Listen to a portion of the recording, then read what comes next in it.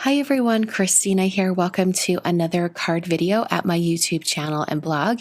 Before I get into this, I want to remind you all that all the supplies I use in today's video are listed down below with links to online stores. That'll make shopping really easy. Today's card and envelope is based on this Instagram post that I saw from the Happy Ever Crafter. She has a cool flower background and then filled in the gaps with black. I thought it would look really cool with this background stamp from Hero Arts. And I'm calling this technique a blackout background. I'm not sure what else to call it, but kind of the idea of taking a solid color and filling in the gaps in between all those individual shapes.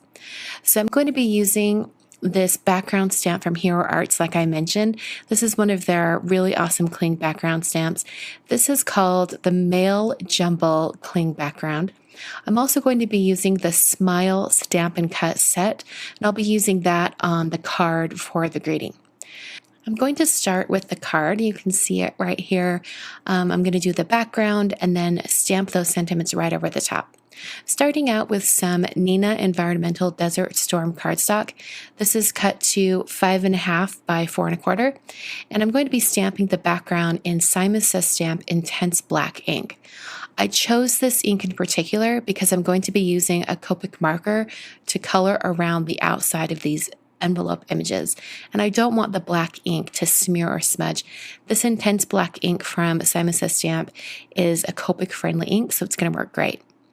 Because I'm going to be die cutting a circle, I thought it would be best to go ahead and pencil on the size of the circle so I don't have to color everything that won't be used. So I've chosen this size right here. It's about 3 3/4 wide, and I'm just using a pencil and tracing the outer edge. I'm now using an R46 Copic marker, and I'm going to color all of those areas that are in between the envelopes. I'm not being super precise or careful with this.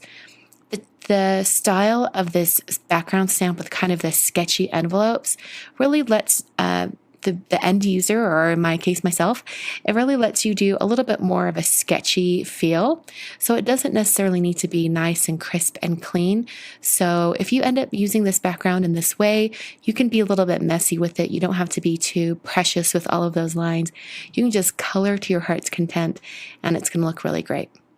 So after I had all of that colored, I took the Smile Stamp and Cut set, and I'm going to stamp this. I prepped it with an anti-static powder tool since I will be using some heat embossing powder, and then I stamped the Smile sentiment in Versamark ink. I have it at an angle here because I want those envelopes to be at an angle on the finished card. So I'm stamping the smile and also the secondary greetings at an angle. I'm sprinkling on some Brutus Monroe Alabaster embossing powder and then hitting that with my heat tool until it's smooth and melted. I then prepped that area once again with an anti-static powder tool and then stamped the words from the greeting stamp set above and below the word smile. This is going to finish off that whole phrase for the greeting.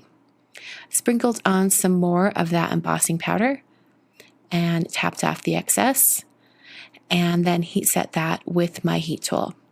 So now I'm going to take that circle die that I used before, and I'm going to hold it down with some micro pour tape and then run that through my die cutting machine. That's going to cut a circle for my card. So before I actually adhere this to the card, I'm going to emphasize the white stamping words by adding some black around the edges. So I'm using a T-square ruler and drawing a black line above and below the third line in my greeting. And I'm doing this just because I want a really nice, crisp line. And then I'm going